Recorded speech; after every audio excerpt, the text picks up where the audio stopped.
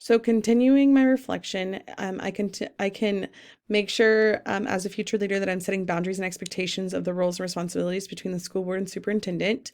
I need to make sure that I'm meeting with the school board members within the community settings, so outside of board meetings.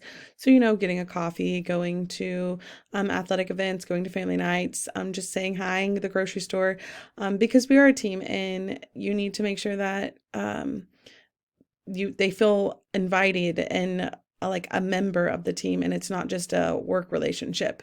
I need to also look on ways to drive the school board's vision and assess progress on how the district is doing to meet that vision. Um, and then prior to being a superintendent, I need to work on community involvement. A community doesn't know who you are or what you're doing if Joe Name It comes off the street. So I need to make sure that they know who I am, what I'm doing, and why I'm doing what I'm doing. Because otherwise, you're not going to have that community sustainability. Um, the last other thing I would need to work on is, like I said, just meeting with school board members and getting to know them. Because I mean, you are a reflection as a superintendent as the school, but you also live in that community and you should reflect that as well.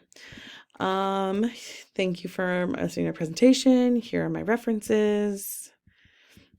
Have a great day. Thanks.